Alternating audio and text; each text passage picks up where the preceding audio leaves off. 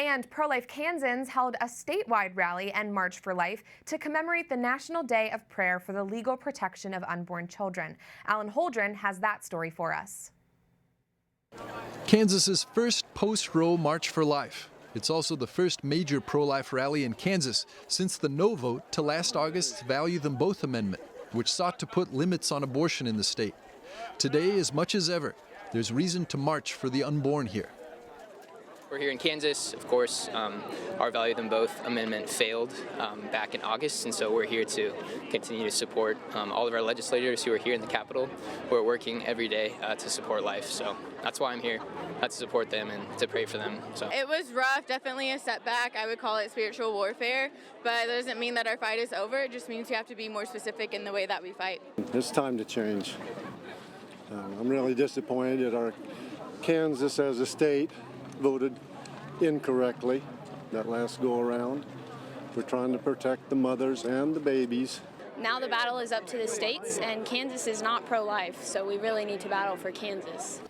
When Kansans went to the polls last August, the Value Them Both amendment was on the ballot.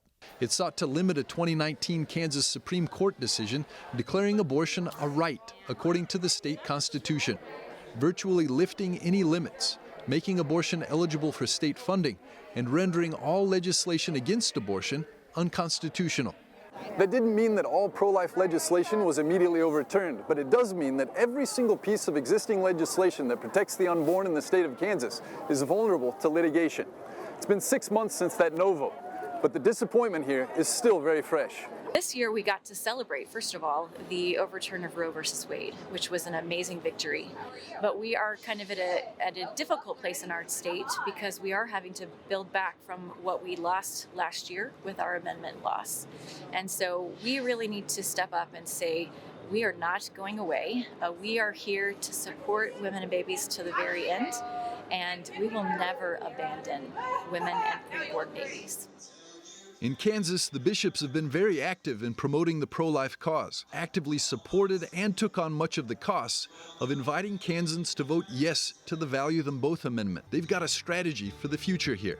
It's to do everything we can, and Walking with Moms in Need, which is a national effort by the church, but it's particularly important here. So we've tried to get more resources to our pregnancy resource centers. We want to build up the services for those that might be in a difficult pregnancy, to surround them with a community of support and love.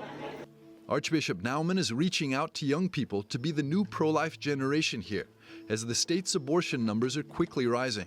There were many already coming, but there are even more coming to Kansas for abortions because some of our states around us, like Missouri, Arkansas, Oklahoma, Texas, they have more protective laws for the unborn. So we're becoming, sadly, a destination state for abortion. And that's why, on the national front, Kansas has become a key state for the pro-life movement in post-Roe America. Pro-life activist Lila Rose, who gave the keynote at the pre-March rally, says she wanted to be here to show her support for Kansas pro-lifers. Good morning, Kansas. Kansas represents a battlefield, and it played out just a few months ago with Value Them Both, and it's continuing to play out as the people of the state are deciding, will we protect children here or not? And there's so many good people in Kansas who are passionate, who want to do the right thing, want to stand for life, and so I think their relentlessness and willingness to persevere and be courageous despite the attacks will in many ways inspire or make other states discouraged. So I not to put too much pressure on Kansas, but what you're doing here is the rest of the country is watching. As long as unborn life is threatened in Kansas, the movement here and the march will continue.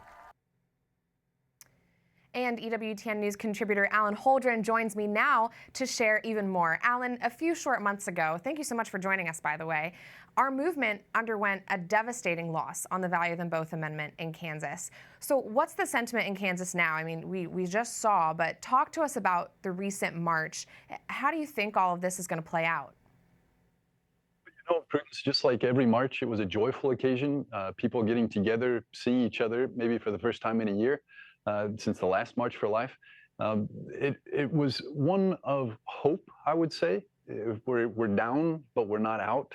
You know, it was An immediate reaction that came after that value them both amendment was voted down last August was that amongst the people that were part of the Kansans for Life. They had a watch party, and the mood kind of went sour. But the immediate response was, this is not over. We're going to continue to fight this. Archbishop Naumann, he called on the younger generation to step up. In comments to me earlier before the Mass took place, he said that the new generation needs to be on board with this because they are going to be voting for the next amendment that comes up. Sure. And Alan, how do you think all of this pro-life momentum that we're seeing in the state right now counteracts the current laws that are there? I mean, because of the loss, there's a so-called right to abortion implied in the state's constitution. I think people are still pretty incredulous. We've always talked about Kansas as being a pro-life state. A part of that was in the confusion after the overturning of Roe versus Wade. It seems like people really didn't read the amendment fully, or they really didn't understand the context in which it was being proposed. If people knew that just about any abortion would be legal in the state of Kansas, if certain legislation was overturned, which that amendment not passing allows for all of those to be open to litigation and to be overturned if they're brought up in a court. If they realize the extent of that, I'm pretty sure they wouldn't have, in majority, voted against that amendment. Kansans that showed up for the pro-life rally yesterday are in a minority. There weren't, so many people there that it was representative of all of Kansas. But if you talk to them in their homes, they would tell you, I'm sure in the majority, that they really are pro-life. Sure, I see. And have you heard from legislators in the state about how they are working to advance more protections for babies right now? Yeah, actually on the steps of the Capitol yesterday, there were 30 to 40 different legislators, people who are involved in the day-to-day of the Kansas State Legislature working for the pro-life cause. They do have some things, Kansans for Life want to work with legislators on achieving certain things in the aftermath of this Value Them Both amendment. One of them is to get more financing for pregnancy resource centers. There are more than 50 of them across the state of Kansas. And there are other states that give more money to their pregnancy resource centers than Kansas does. They also want to get tax credits like exist in Mississippi or Missouri in order to finance them better. They want children who are born alive during an abortion procedure to receive protection as human beings, to receive health care. And they also want information to be disseminated about how the abortion pill can be reversed by another pill. Seems like the pro-life movement is alive and well there. Is there anything else to add about the rally and the march, Alan, before we let you go? It was, in this week of prayer for Christian unity, it really was an ecumenical event. There were Lutherans for Life there. There were evangelical preachers who led prayer. It really was an occasion for everybody to get together. There was a huge Catholic contingent. I think we can build on that here in the state of Kansas. It's just looking to your neighbor, looking to your friends, inviting one more person every year, and you could have a huge demonstration of what I think is largely the public support for the Right to Life cause. Well, Alan, thank you so much for continuing to track all of this important stuff going on in Kansas, an important state. Alan Holdren of EWTN News, thanks. Thank you, Prudence.